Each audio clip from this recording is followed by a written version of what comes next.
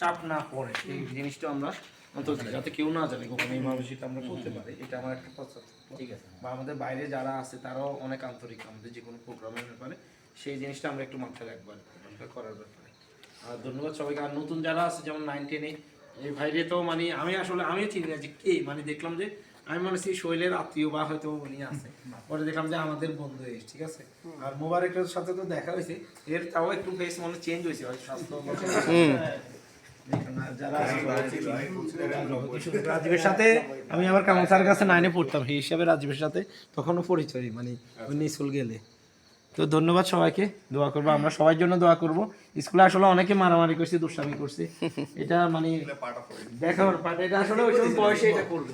আমার মনে আছে বেব ক্লাসে শিলাদি বলছে আমরা মানে চিলাচিলি তোরা এমন সময় হইব তোরা 5 মিনিট কথা বলে সময় পাবি না, তোরা মারামারি করছে তখন বুঝবি। এখন মানে বয়সে আসি সেই আমি জানি আমার কথাটা ফিলিংসটা বুঝতেছি যে আসলে সত্যি কথা আছে। ধন্যবাদ সবাইকে।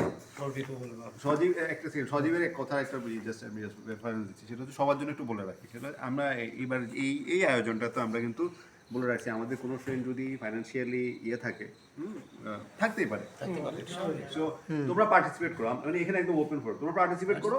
বাকিটা আমরা যারা মনে করি আমরা একটু শেয়ার করতে পারবো, আল্লাহ আমাদেরকে ওই তৌফিক দিয়েছে, আমরা শেয়ার